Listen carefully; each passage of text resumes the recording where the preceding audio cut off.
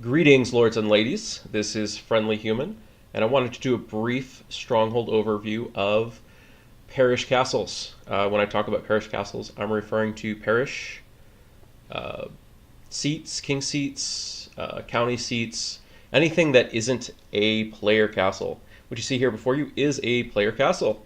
So the demands of a player castle are a little different than your parish castles. The player castles, these need to be able to defend from, first of all, other players taking your castle, raising your castle, and in addition to that, you also don't want them to be ransacking or pillaging your castle.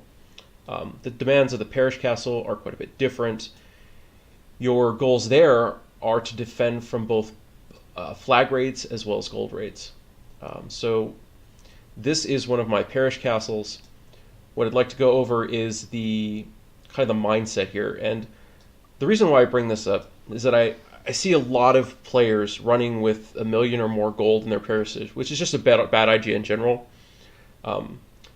Your goal really with your castle is to cost them more in troops, attacking troops, than they'll ever get out of your castle in terms of gold.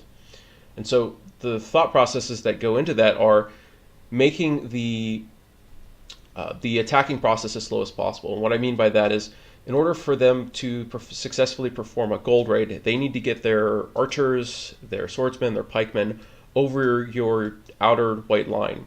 And so in order to do that, usually what will happen is they'll send a large amount of catapults, they'll try to knock down your great towers, and then open up the soft inner center and get a ton of troops in here, which makes the countdown for the gold raid go very rapidly.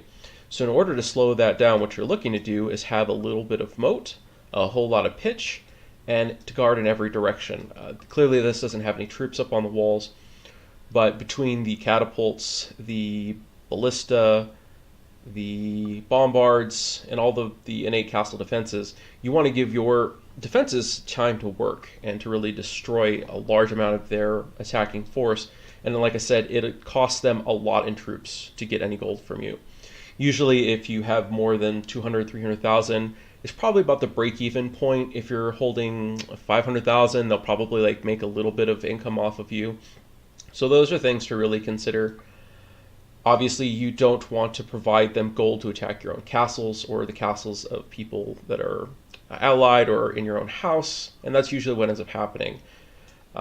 Another castle layout I'd like to point out here, let's see if I can find the right one. Okay, this is a newer design that I've been playing with that has moat all the way around, and again, the goal here is really to slow down the attacking force and to buy your defenses as much time as possible to keep them out of the white line. So even if they sent a lot of catapults, they would still have to dig through 2 layers of moat, and I would have the pitch placed in all the corners here. As you can see, it's still building, and when it's complete, it'll have a lot more pitch to put up here on the walls. So just some of my thought processes when it comes to parishes and castles. The other thing I'd like to point out about this one is that I leave the front open here. This is one of the parish castles that I will pass gold off to allies from. And so I can just delete and remove a lot of this front area. It makes it very easy for me to give and hand off gold to other players.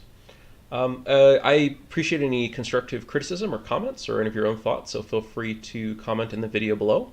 Thank you for your time. Have a great one.